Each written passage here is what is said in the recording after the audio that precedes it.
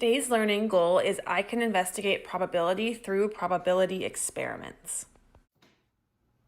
Hi, grade twos. We've been talking about probability or the likelihood of things happening. And today we're going to experiment to see how close to our predictions actually match the results of an experiment. So you're going to need to go find a couple things. You need to find either a jar or a bag. You're going to need to find 5 of something. You're going to need to find 3 of something else and 2 of something else. And then come on back once you have those.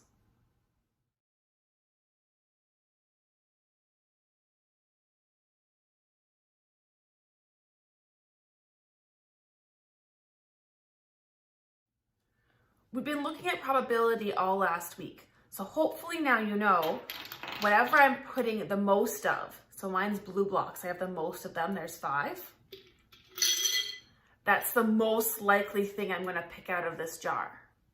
The next one, I have 3 of these. So it's the next most likely. And I have 2 red blocks.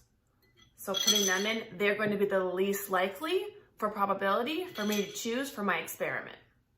Now let's make a chart for our probability experiment.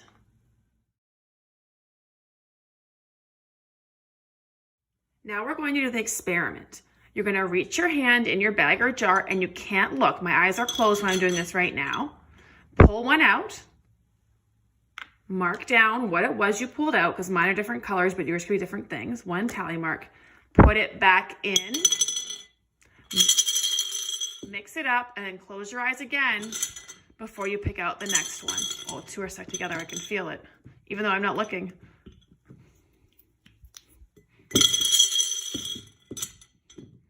Blue again. And write down blue. Do this 10 times.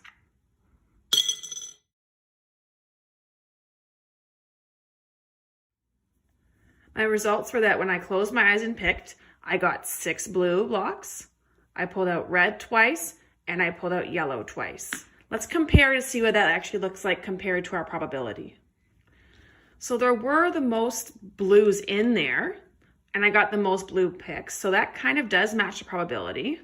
For red and yellow, there were more yellows than reds, but I did get the same number of picks. Now I do want you to stop, draw a line. Oops, not a very good line. And make a prediction about what you think is going to happen the next time you pick 10. And I'll show you what that looks like.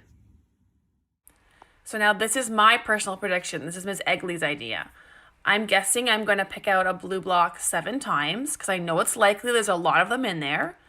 I'm guessing or predicting I'm going to pick red block only once because I know there's not many in there. It's not likely. And I'm going to predict that I'll pick a yellow block out 2 times because there's an okay chance. I've just added a little box with my predictions at the bottom of my chart before I do my next 10 picks. Now do the experiment again.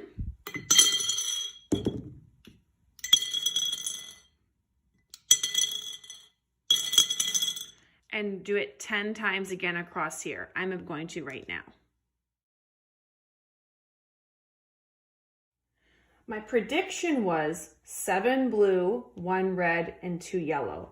But in the actual experiment, I got 4 blue this time, 3 red, and 3 yellow.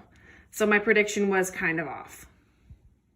You can see in the box in the bottom that I predicted I was going to pull yellow blocks twice, but I actually pulled them 3 times. I also predicted I was going to pull only a red block once, but I did in fact pull a red block 3 times, the same as the yellow blocks. And then I predicted I would pull blue blocks 7 times because I thought it was very likely, but this time I only pulled them 4 times. So in the end, did my prediction match the probability experiment? No, it did not.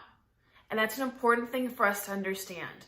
Knowing the likelihood or the probability of when or how often something will happen helps inform our predictions. It helps us make good predictions.